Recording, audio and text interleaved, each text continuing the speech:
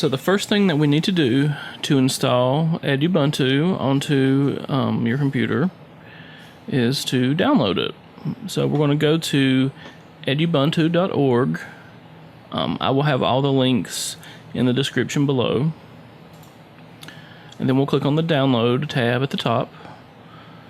And what we want to find is what we want to find is the latest long-term support release, which is 14.04.2. And we'll just click on this first link to get it.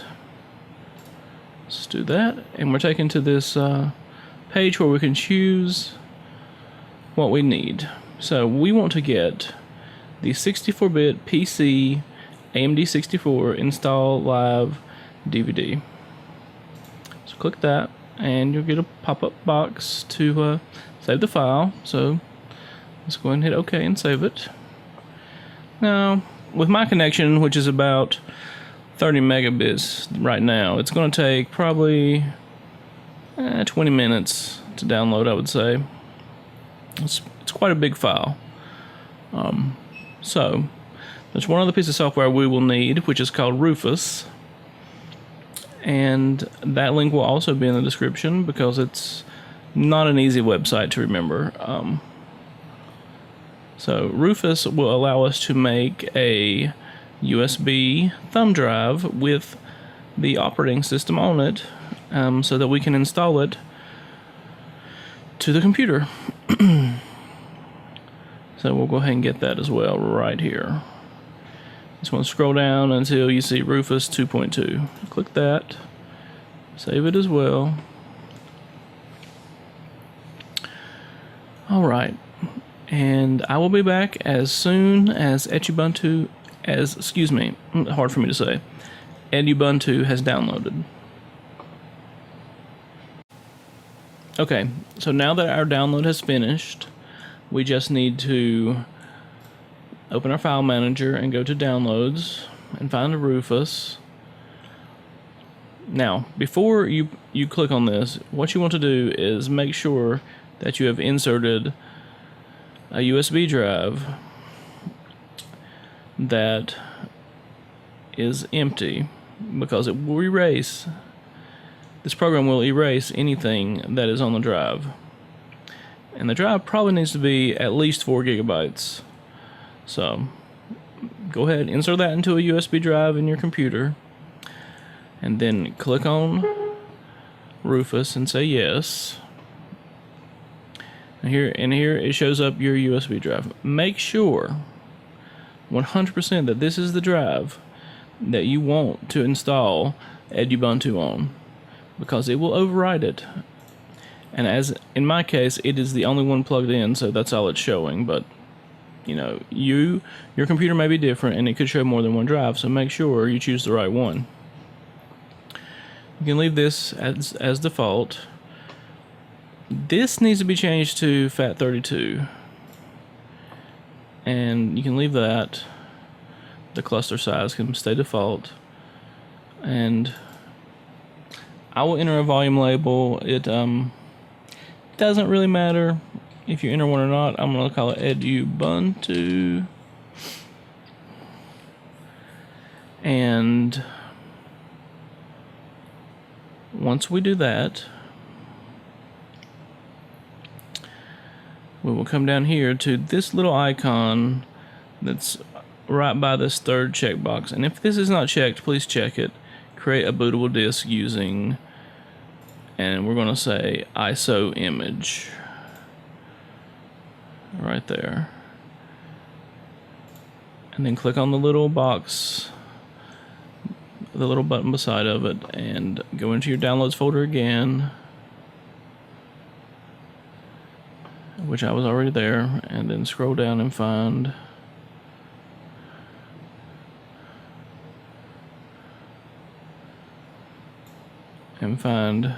Edubuntu 1404, and then click on it.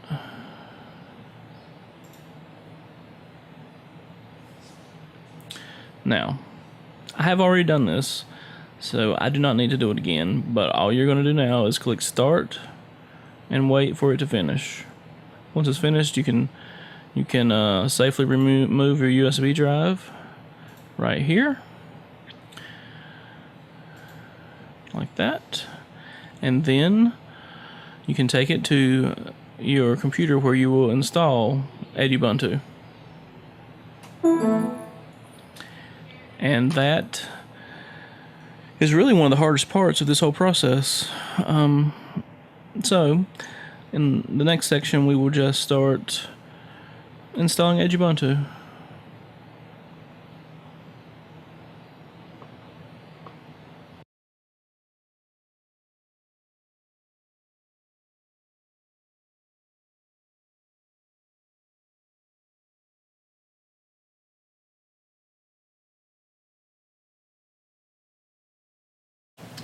Alright, so now that we have booted from our USB drive, it is time to install Edubuntu. So what we want to do first is just select Try Edubuntu without installing.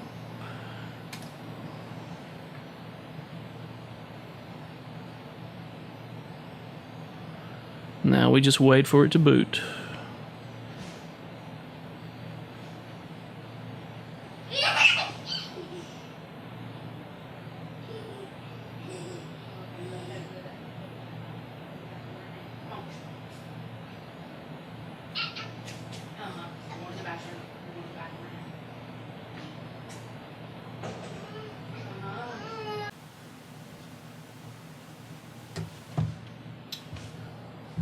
Alright, so sorry about that. I had to get up for a second. So Edubuntu has booted, and it's not installed yet. This is just what we call a live operating system, meaning that it's running off the USB drive. It's really simple to install. Don't feel intimidated. So let's just go ahead and install it. You got an icon right here on the desktop. Just double click it.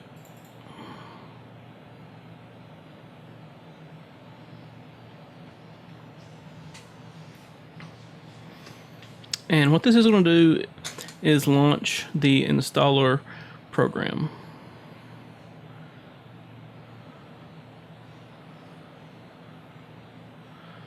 In a second. It takes it a few seconds.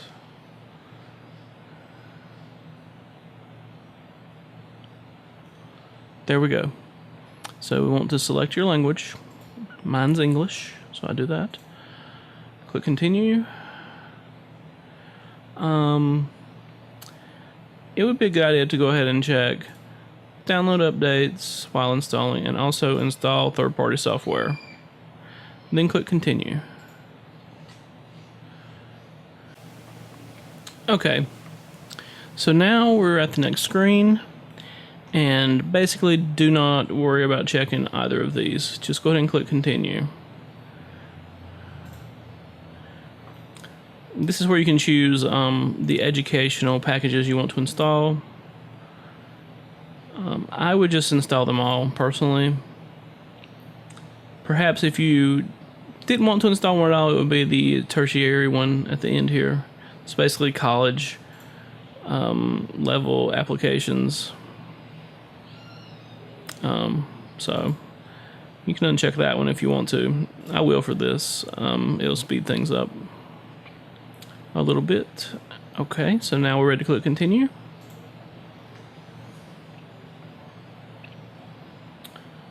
Alright, so in your case, most likely the disk is already erased. So you don't have to do anything, don't worry, just erase disk and install Edubuntu. So we'll hit install now.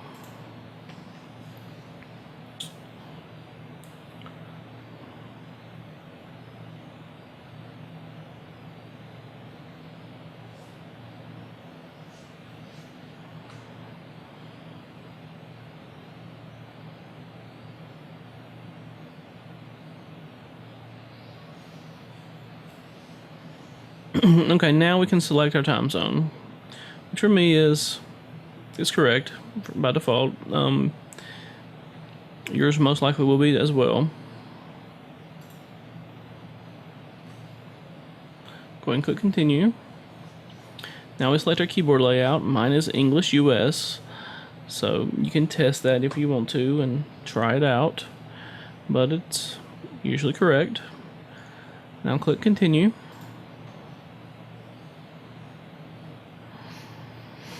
Okay, so I'm gonna put my name in, which is gonna be DTC Computers. I'm gonna put a password. Now, I would suggest, since multiple people will be using this, to just go ahead and let it log in automatically, unless you're worried about people using it without permission, or if there's sensitive information on the computer. But I'm going to choose login automatically. And then we'll click continue.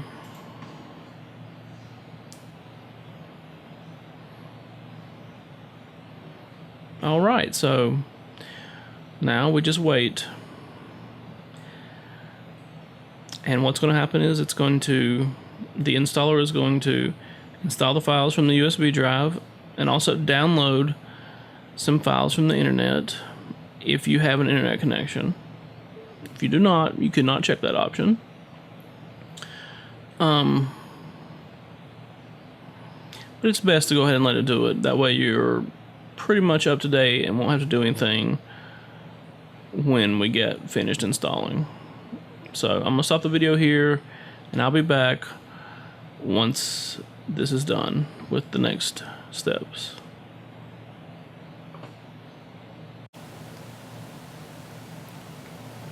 Okay, so now that the installation is finished, we can go ahead and hit restart now.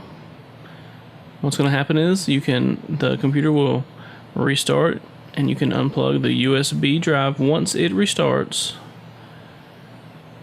and you will boot from the hard drive that's in your computer. So let's do that now.